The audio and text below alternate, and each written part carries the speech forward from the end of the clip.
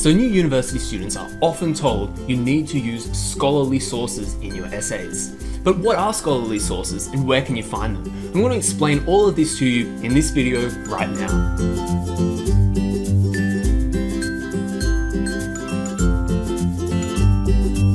Okay, so what is a scholarly source?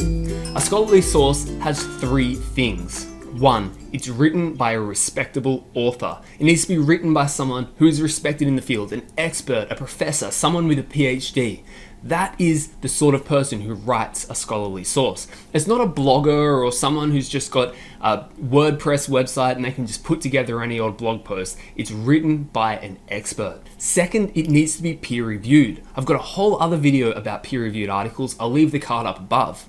But a peer-reviewed article is an article that's looked over by experts and they check to make sure the information inside the article is accurate. If you were to use a blog or Wikipedia, anyone can put information on blogs or Wikipedia, whereas scholarly sources need to be checked by experts so that the information in them is the best information that you can find. And third, a good scholarly source for you to reference in essays is up to date.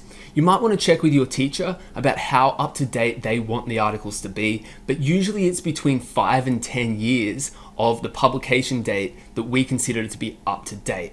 That really does depend upon the subject that you're studying, so do check with your teacher about that one. Okay, so now that we know what it takes for a source to be a scholarly source, what are the two types of scholarly sources that you're usually going to find? The first one is what we call a peer-reviewed journal article. A peer-reviewed journal article is an article written by an expert and published in an academic journal. If you're not sure what a peer-reviewed journal article is, I would refer you to my video on peer-reviewed journal articles. It's in the card just above. The other type of source that's a good scholarly source is a textbook. Get a textbook from your university library. They're usually a lot easier to read than journal articles, and your teacher usually will approve of you using a textbook as a source when you're writing an essay. Now I'm going to give you two other types of sources that teachers usually accept, but again, check with your teacher. One of them is government reports. Teachers will usually be okay with you citing government reports because government reports are usually pretty rigorous in terms of their methodology and the information inside of them. Similarly, non-government organization reports from places like Amnesty International, for example, they're usually pretty good quality. So if you can't find an academic article, a scholarly source from a journal article or a textbook, the next place to look would be government reports and non-government organization reports. Okay, so I've given you 4 types of sources that would be good to reference in an essay. Now, where are you going to find them? Well, to me, there are 5 good places to find scholarly sources. The first great place is obviously your university's library. Go to your university's library, get familiar with it, make sure you've got a card to check out books, and go and borrow some textbooks on your topic when you're writing an essay or a research paper based upon that textbook topic. Next one is journal articles, of course.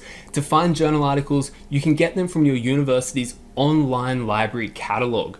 Go to your university online library catalog and just search a key term that you need to find information about. So if you're writing an essay on types of globalization, you type in types of globalization in your university's online catalog and it will come up with a list of journal articles about types of globalization. The third one, and my favorite one, is Google Scholar. Google Scholar is completely free. You don't need to go to your library to get information. You don't even need your university's logon credentials. Just go to scholar.google.com. Just search for key terms like types of globalization and you'll be able to find tons of different articles about types of globalization that you can get for free online using Google Scholar. It's not Google where you get websites and Wikipedia showing up in the results, but Google Scholar shows you scholarly articles. I have a whole video on how to use Google Scholar properly. Again, I'll leave it in the cards. You can watch that video if you're not sure how to use Google Scholar. I've got a whole bunch of really good tips in that video to make the most out of Google Scholar and find the best resources. Okay, I promised 5 and I've only told you 3, so here are 2 more great places to find scholarly sources. The next one is your assigned readings.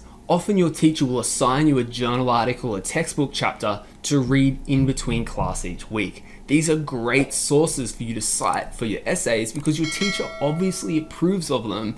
That's why they gave them to you to read.